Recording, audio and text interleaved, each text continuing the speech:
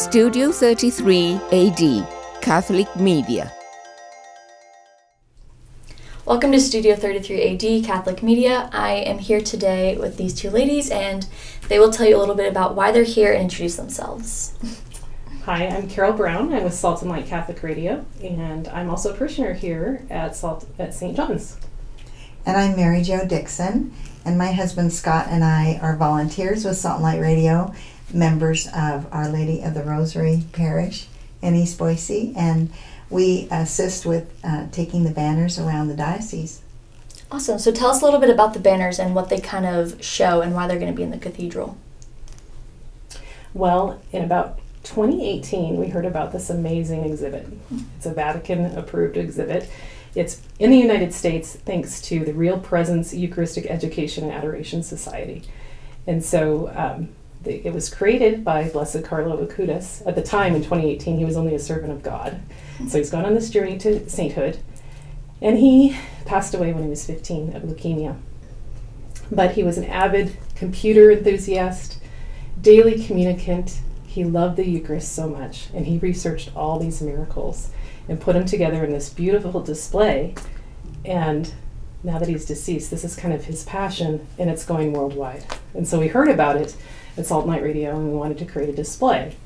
And thus it came to be, and it travels around the Diocese of Boise. Wow, that's amazing. So then I know this is like sort of an example of what some of the banners are going to look like. Are they all going to be showing like Eucharistic miracles, or like what can we expect when we look at them? There's 39 panels. Wow. They were selected out of 126 recognized miracles. And they come from all over the world. Some of them date back to the 3rd century. And they're all approved by their local bishops.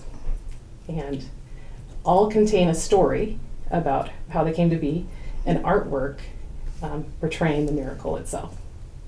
Wow. That's awesome.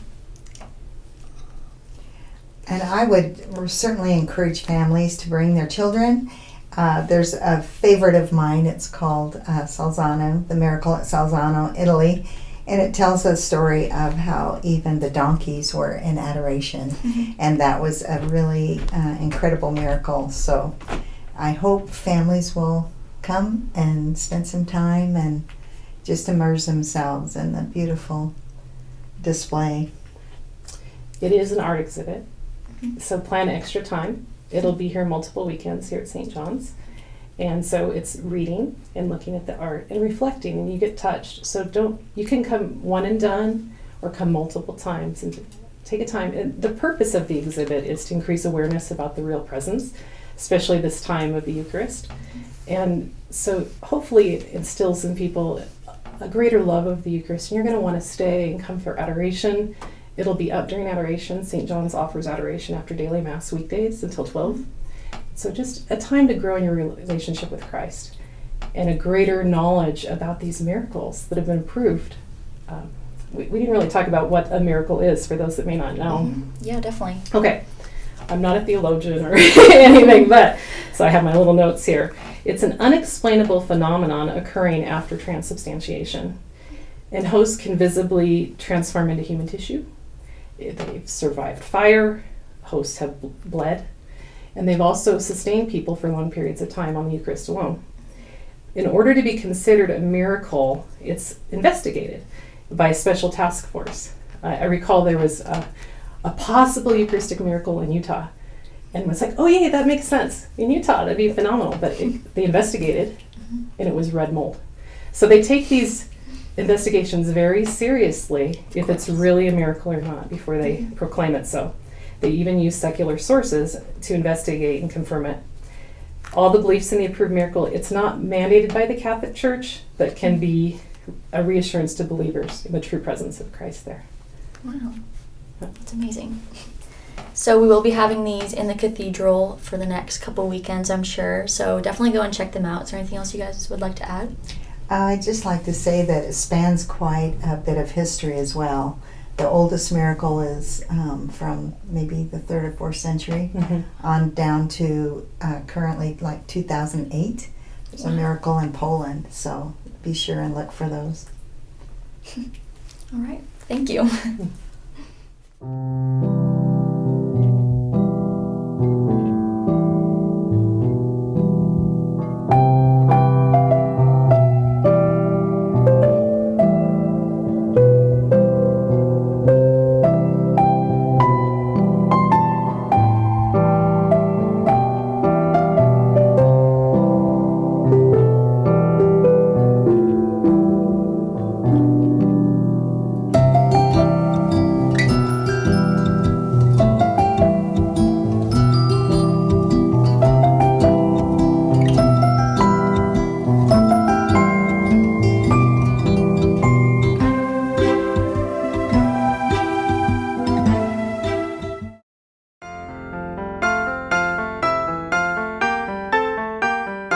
Studio 33 AD, Catholic Media.